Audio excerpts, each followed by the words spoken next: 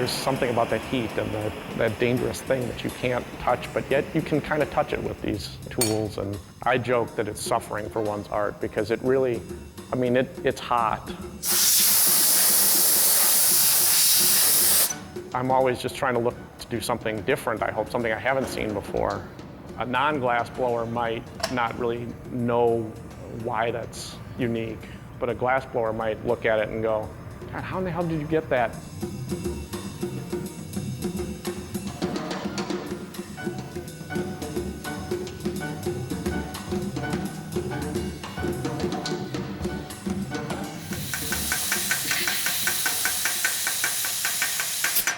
I have had this studio for 9 years. When I finished college, was unsure of what I was going to do with my liberal arts degree. I wasn't an artist at all. I didn't have any real formal training. I took no art in college. I took this glass workshop up in Wisconsin. You know, I was okay at the basics and was kind of intrigued. And this guy and his wife, his name is Jim Engebretson. He said, well, why don't you come down to River Falls and enroll as a special student? That's how it started. The struggle for me was finding confidence in this kind of artistic voice, which I don't have a, artistic voice. That was something totally foreign to me. And so gaining the confidence to say, okay, I want to make this, took some time.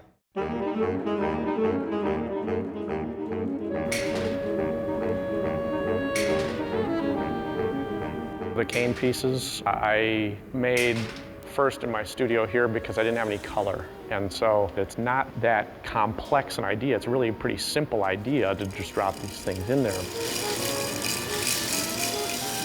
The assumption is that they might just all glob together and become a ball and, this ugly mass in the middle. But with a little bit of finesse, you can get them to create something pretty interesting to look at.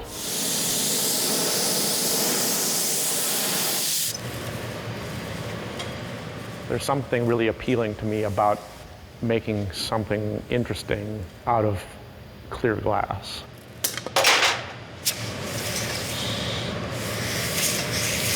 Stop. I think also as a Minnesotan, as an icy, crystalline kind of thing, it really appeals.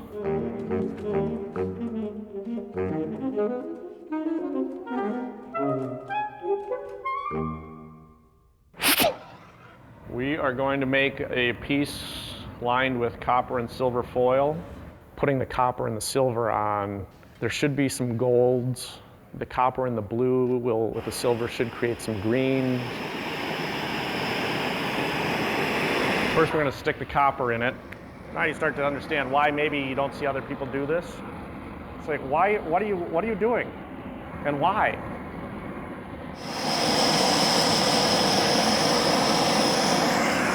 Sticking your hand in is kind of off the wall. It's like, you got to be kidding me, you're going to stick your hand in there? But I really like the idea. This has developed into a bit of a refined dance. I'm going to blow off my hand, it gets hot. But as long as you have these gloves and you can use some air, it's okay. This is really hot until it's all lined, and then I can keep my hand in there a little bit longer.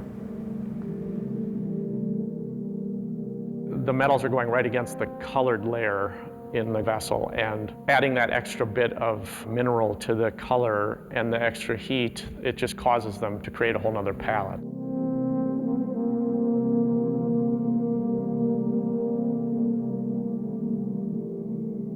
It's a little bit like pottery or salt firing in that you put these things together and you kind of know what's going to happen, but there's still some room for serendipity.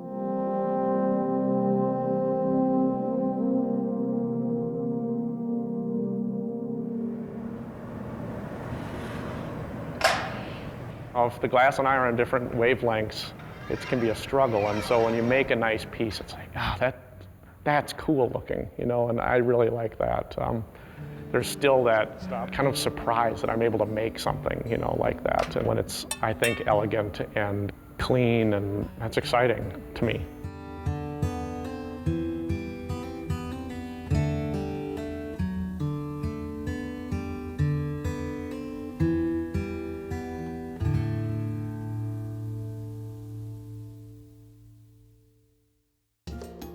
Minnesota Original is made possible by the State Arts and Cultural Heritage Fund and the citizens of Minnesota.